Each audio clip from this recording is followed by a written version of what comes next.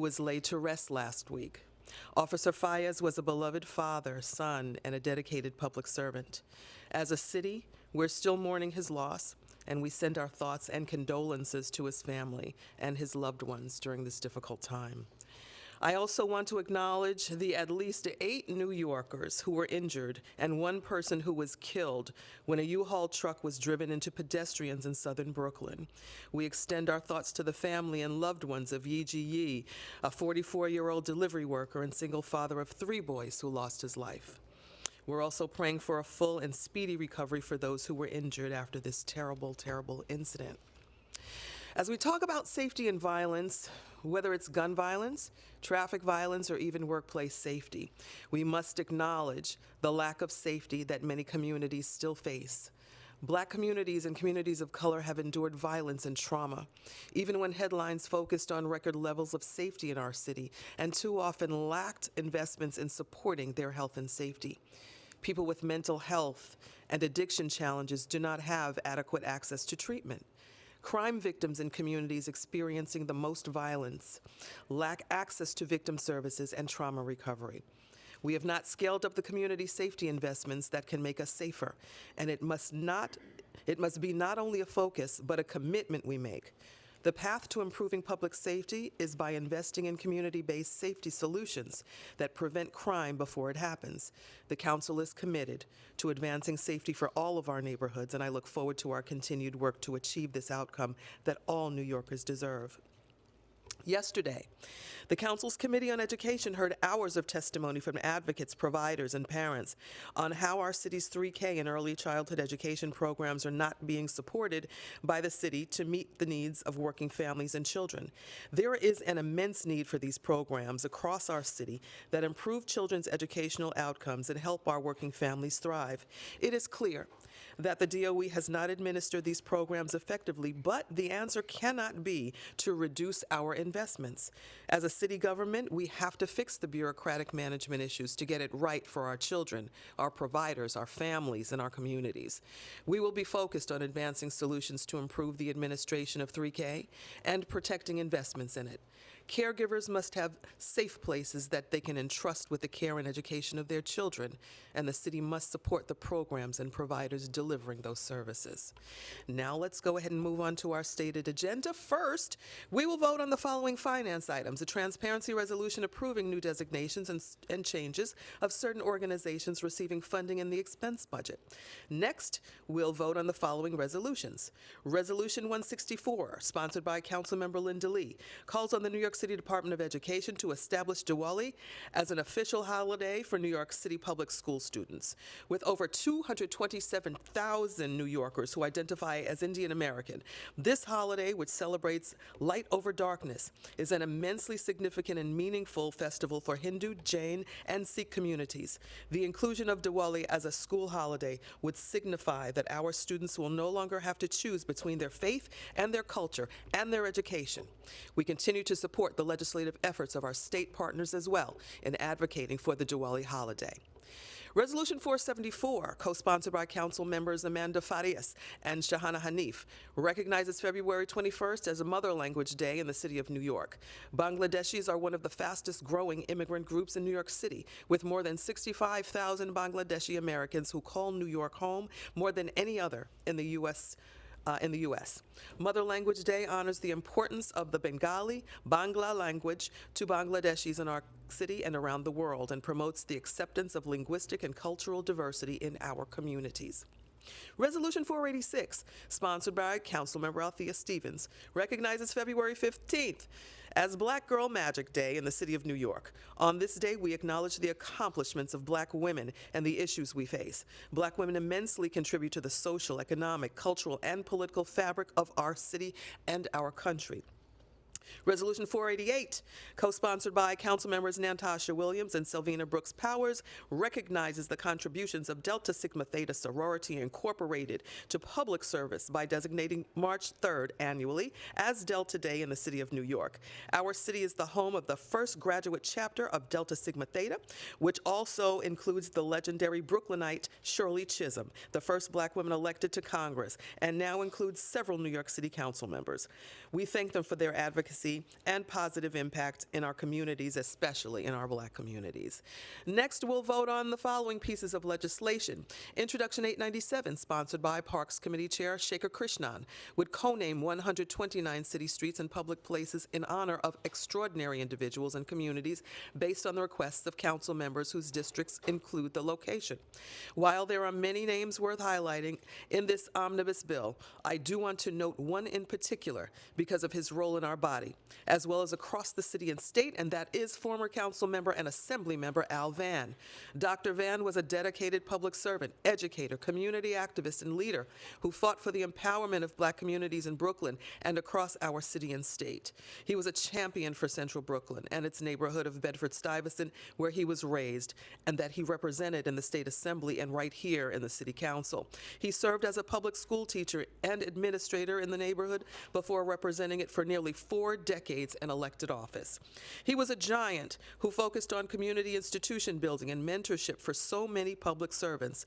Al Vann the Man, as he was affectionately known, garnered immense respect. I'm proud we're honoring his profound life and legacy as a city by co-naming the street of his home and a school he taught in as Honorable Dr. Albert Van Way in Brooklyn. So many of us are here in this body because of his efforts, and it's fitting that we advance this street co-naming during Black History Month. His grandchildren will be here in City Council chambers with us today to celebrate this moment. Introduction 886, sponsored by Majority Leader Keith Powers, would extend a moratorium on violations issued to business owners who have non-compliant signs that depict their businesses and extend an assistance program to correct signage issues. And I invite our Majority Leader to come forward and discuss his bill. And I will be brief. Thank you to the Speaker, and thank you to all the staff here at the City Council. We're passing a bill today that I'm really excited about, Intro 886, which extends enforcement moratorium on the issuance of accessory sign violations for additional 2 years. Essentially, what we're talking about is storefronts here in New York City and making sure that they're not getting unnecessary fines. This was actually a bill that we passed years ago when Councilmember Espinal was here in 2019, and extended again in 2021, and it unfortunately has expired. And many of our businesses here, our storefronts, were due to start beginning to receive fines all over again. And a few years ago, when we first implemented the law, it was because a whole set, thousands of businesses in this city started to receive fines out of the blue. And they came to the council and they started to ask questions, of course, of why that was happening. And then we took efforts to make sure that we could stop that for small businesses can survive here. This is, I'm a son of a small business owner. I know what it's like when you get these small fines, these small hits on your business every single day, and how it really adds up to making a difference when we can step in and help prevent that. We are, of course, in a city right now where we are fighting so hard to make sure our storefronts stay open, to help small businesses, and to make sure that after the sort of last few years that have been so difficult for our small businesses, we are not continuing to attack them. So this is a continuation of an effort here to make sure we help them. Councilmember Brannan and I introduced a bill last year to repeal the sales tax on bars and restaurants for their liquor licenses, which was another easy and common sense regulation that we took to make sure we help our small business out. This is another one we can do. So, and I just want to say, we, about a few weeks ago, had a bid in my district come forward and bring this to us. We came to the Speaker's office and came to their staff and raised the issue that this was going to be an immediate issue for our small businesses. And I have to say, just a few weeks later, we got a hearing on this bill and we got it passed. So I want to thank the Speaker and her staff for acting with urgency to make sure our small businesses got another sign of relief here at a really important time. So thank you, and I look forward to passing the bill today. Thank you, Majority Leader. Next, Introduction 148A, sponsored by Councilmember Justin Brannan, which would amend the New York City human rights law to recognize economic abuse as a form of domestic violence. This bill extends the existing protections against discrimination for survivors of domestic violence to cover those who have experienced economic abuse. This would include behavior that controls, obstructs, or interferes with a person's ability to use or maintain economic resources they're entitled to, or to acquire economic resources. And I now invite Councilmember Brannan to come forward and discuss his important bill today. Thank you, Speaker. Economic abuse is domestic violence. It's next to impossible to escape an abusive relationship when your tormentor is controlling your money. This form of abuse occurs in almost every abusive relationship and has been cited as the #1 reason victims stay in or return to toxic and often violent relationships. Economic abuse is one of the most insidious forms of control, but today, thanks to the City Council and the City of New York, that ends. New Yorkers can take pride in our history of standing up for survivors of domestic violence, but this was a real blind spot. So the bill we're passing today would amend the definition of the term domestic violence under the New York City human rights law to recognize economic abuse as a form of domestic violence. So that means that the rights that are currently extended to survivors of domestic violence will now be extended to those who are victims and survivors of economic abuse. I want to, of course, thank the Speaker for helping us get this done so quickly, and all the activists and advocates that have really been fighting for a very long time to get this done. But this council got it done, and I think the message here is that for survivors of domestic violence and abusive relationships, you're not alone, and this council has your back. Thank you. Thank you, Councilmember Brannan. Finally, Introduction 470A, sponsored by our Environmental Protection Committee Chair, Jim Gennaro, would establish an accelerated timeline for prohibiting the burning of fuel oil grade number 4 in boilers across the city. Although the city has made progress in our efforts to improve air quality and phase out dirty fuel oils, the environmental benefits have not been equitably distributed. More than half buildings that use number 4 fuel oil and 65% of schools that use number 4 fuel oils are in environmental justice communities. By further reducing carbon dioxide emissions and lessening the fine particulate matter in our air, we can significantly benefit the health and well-being of New Yorkers. Introduction 470A would require the phasing out of number 4 fuel oils in city-owned school buildings by July 1st, 2025, and would prohibit its use after July 1st, 2027, for all other buildings in the city. The impact of this bill is projected to prevent estimated 16 deaths and save approximately $130 million in citywide health spending per year. I now invite my council member from Queens to come and speak to us about his important legislation, and welcome to the Red Room. Thank you. Thank you. Thank you, Madam Speaker. You did a great job in laying out the inequities that are, part of how we burn fuel in New York City. Just a little bit of a history lesson. We didn't, just start working on number 4 fuel. Let's go back to 2010. There are 3 kinds of grade of fuel oil. There's number 6, which is the worst kind of fuel oil imaginable. About 2% of the buildings in New York City used to burn that, and that was responsible for way more than 50% of the air pollution. So back in 2010, we phased out number 6, and then we took number 4 fuel, which is the one we're talking about today.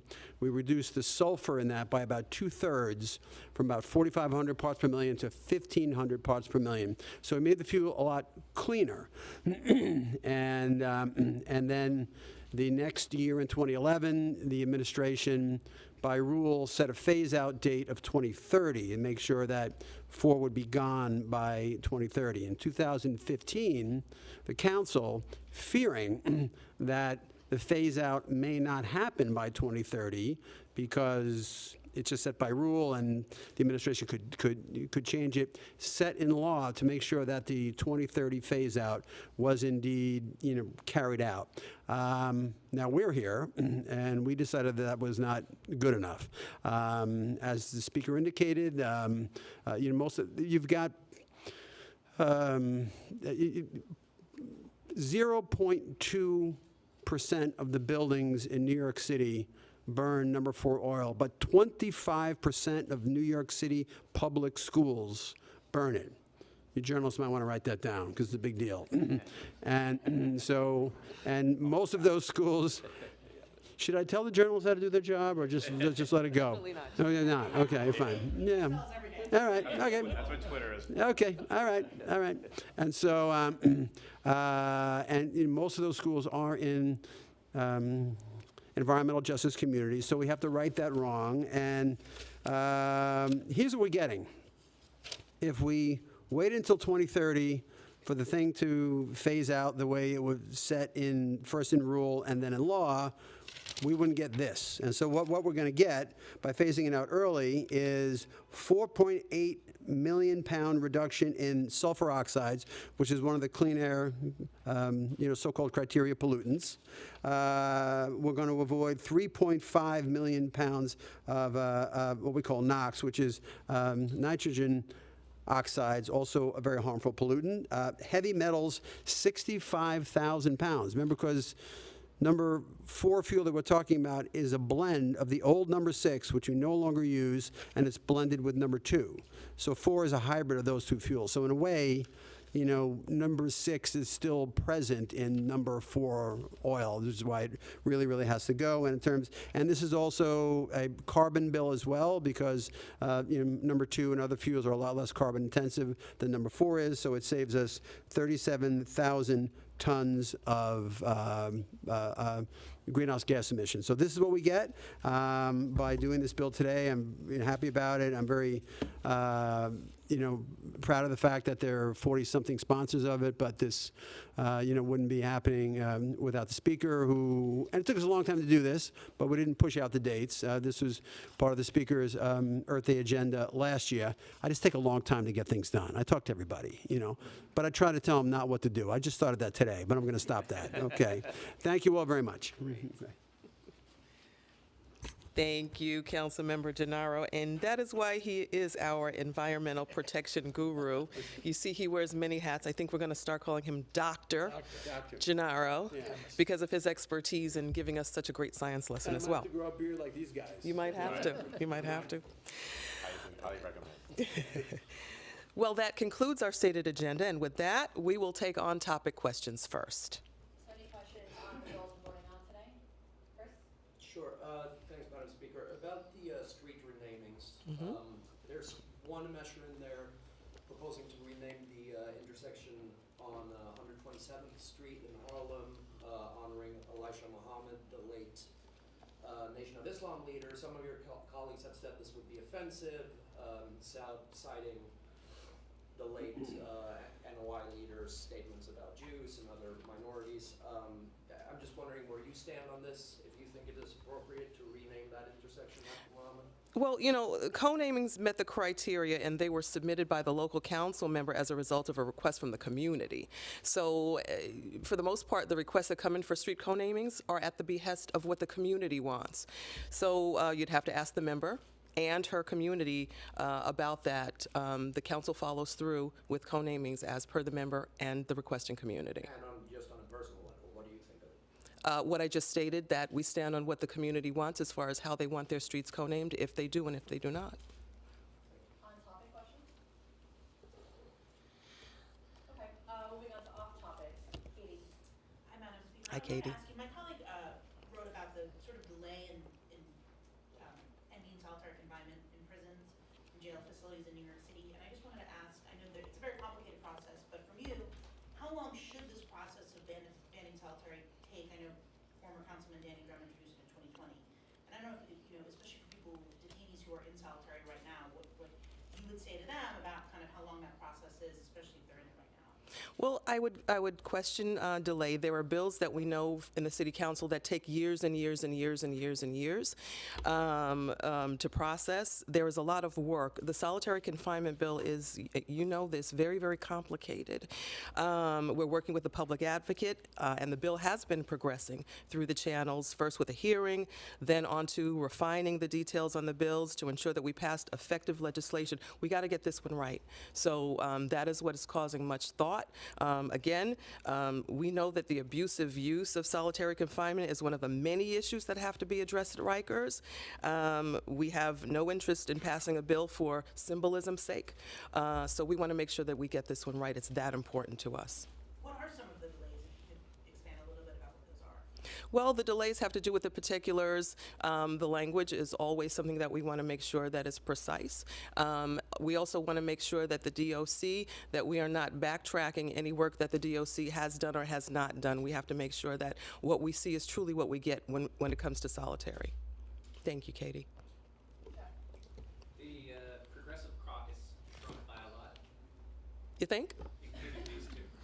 I hadn't noticed. I'm curious, that, now that they're a more cohesive unit, as they say, there was a pledge/statement principles.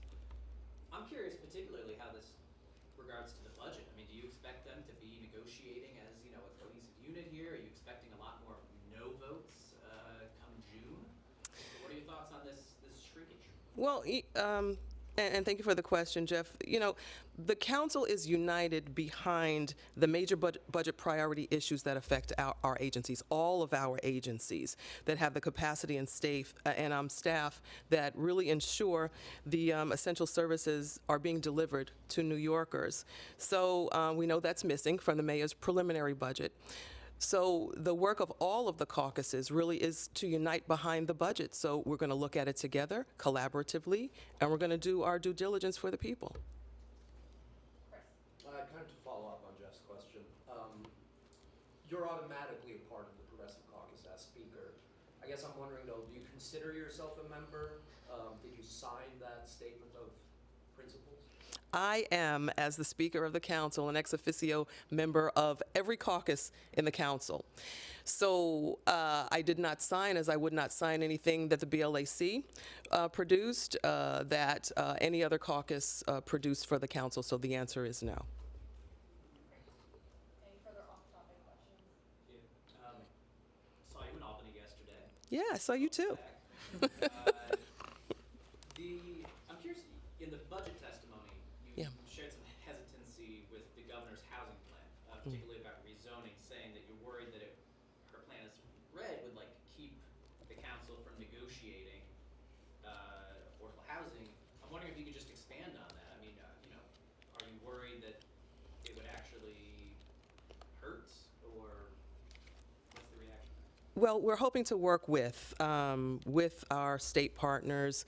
Part of what the governor proposed, we feel would usurp some of the council's ability and the council's role when it comes to the ULURP process. So that's our concern. Our concern is that in doing that, we may affect the affordability guidelines and the framework that we want to work with. I came out with a very specific fair housing framework, one that we are going to use in the council, and we don't want anything to impede the possibility of gaining that affordability that we have to have in this process. We're too far behind in New York when it comes to housing, and particularly affordable housing. We've seen just 2 communities between 2014 and I believe 2021 receive, the majority of building over the years, and we have to make sure that everybody realizes that our housing issues, it's an everybody issue. It's not a one district here or one district there. Everybody has to be involved in building housing, but we've got to do it collaboratively. Have you submitted a specific memo or anything to the governor's office yet, or is this still kind of the early stages of reaction? Yeah, this is all preliminary, so we've not submitted a statement to the governor. Thank you. So I'm seeing no other hands up, so thank you, everyone. Thank you, Errol Lewis and company, for joining. Thank you, Errol and class. Good to see you all.